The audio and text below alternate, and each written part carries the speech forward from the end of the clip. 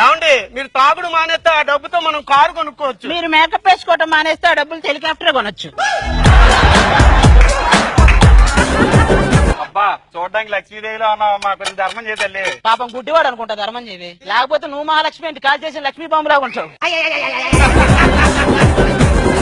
ఏమయ్యా నీకు సిగ్గు లేదు నడి వీధిలో అడుక్కోవడానికి? లేకపోతే నువ్వు ఇచ్చే రూపాయికి ఒక ఆఫీస్ పెట్టి టేబుల్ వేసుకుని అడుక్కుంటాడా?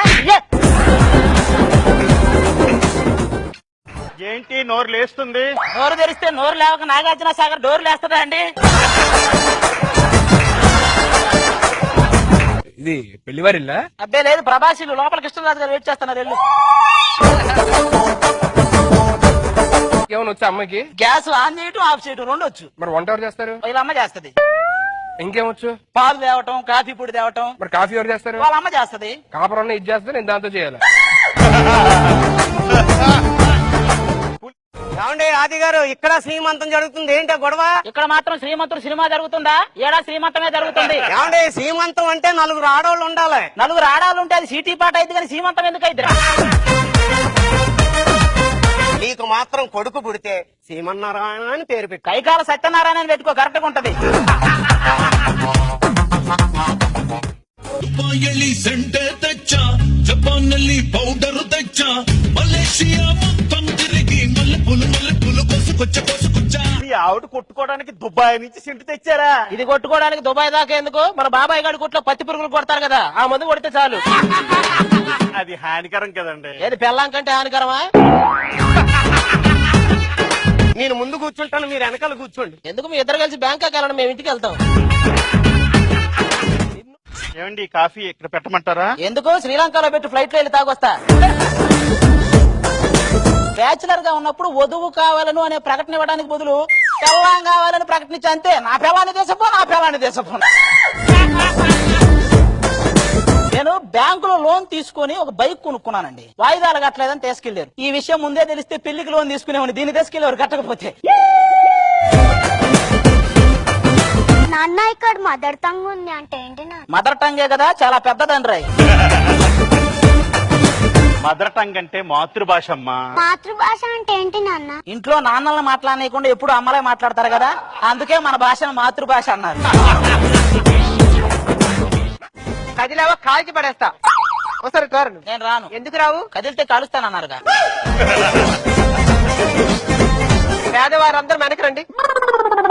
ఏమండి నా మెల్లో అసలు నగలు కూడా లేవండి. అదేంటి? నాగార్జున గారు చెప్పారని నగలు కొనింది, వెంకటేష్ గారు చెప్పారని తాకట్టు పెట్టి.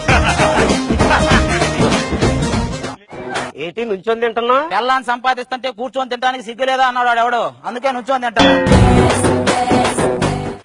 ఆంటీ కూతుర అమ్మో అప్సర ముస్తాబదిరింది ముహూర్తం ముందరున్నది కథాస్తని పందిరన్నది.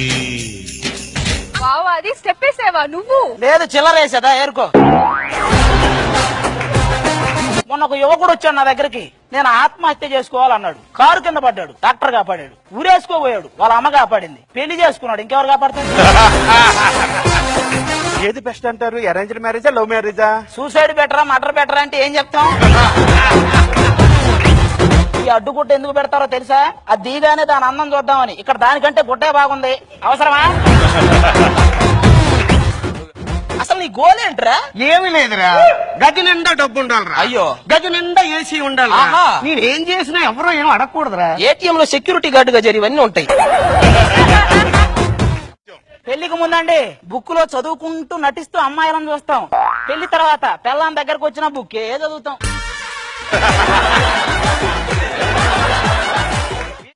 అయినా ఇప్పటికిప్పుడు పుట్టింటికి వెళ్లాల్సిన అవసరమే వచ్చింది. స్టార్ట్ వచ్చినప్పటి నుంచి మా నాన్నగారు నా మీద బెంగ పెట్టుకున్నారండి. కూతురుకి లంగా పెట్టలేదు కానీ బెంగ పెట్టుకున్నాడా వాడు?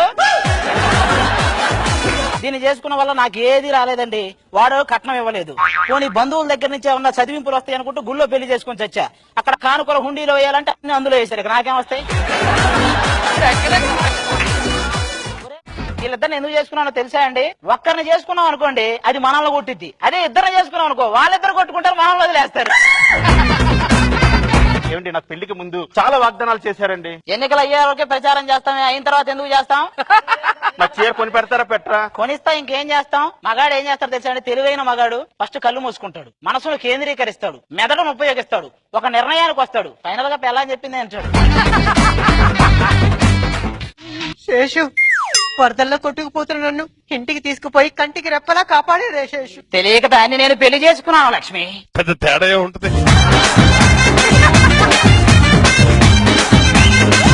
ఇప్పుడు నేను ఏమి చెయ్యాలి లక్ష్మి?